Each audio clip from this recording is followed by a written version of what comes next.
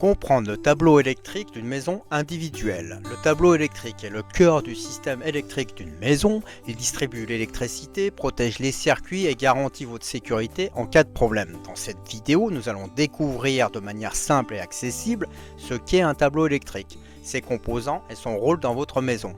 D'où provient l'électricité avant le tableau électrique?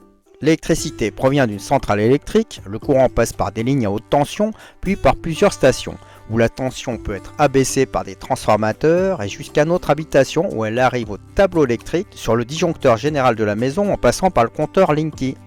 La section du câble qui arrive est en 35 mm², en haut du disjoncteur principal, et un scellé est apposé par Enedis afin de ne pas ouvrir le capot, car le câble est serré à un coupe de serrage afin d'être sûr qu'il soit bien serré, ceci afin d'éviter un incendie potentiel. D'autre part, si vous touchiez ce câble, ça serait mortel. Donc ne touchez jamais cette partie, même les électriciens professionnels en dehors de Enedis ne doivent pas le faire. Qu'est-ce qu'un tableau électrique? Le tableau électrique est une boîte généralement située près de l'entrée de la maison ou dans le garage. Il reçoit l'électricité provenant du compteur principal, fourni par votre fournisseur d'énergie et la redistribue dans toute la maison. Il est essentiel car il distribue l'électricité aux différentes pièces, protège les équipements et les occupants grâce à des dispositifs de sécurité et permet d'intervenir facilement en cas de panne ou de travaux électriques. Les composants du tableau électrique. Tout d'abord, le disjoncteur général, c'est l'interrupteur principal qui permet de couper toute l'installation de la maison. Il protège l'installation contre les surcharges et les courts-circuits. Ensuite, on passe aux interrupteurs différentiels. Ils surveillent les fuites de courant et protègent les personnes contre les risques d'électrocution. Chaque interrupteur différentiel couvre un groupe de circuits.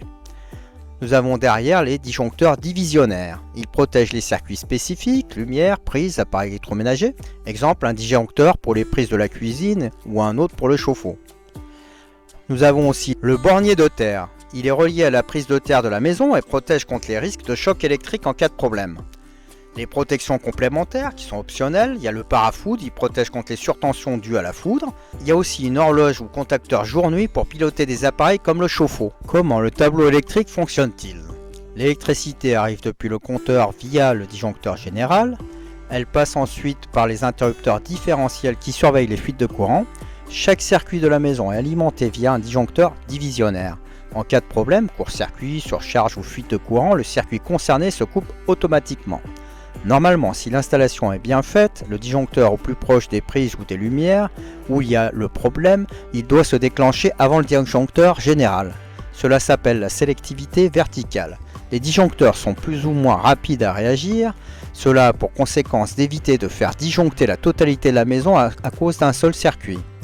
De plus, cela permet de repérer la localisation de la panne plus rapidement. Les règles de sécurité du tableau électrique. L'accessibilité, le tableau doit être facilement accessible en cas d'urgence.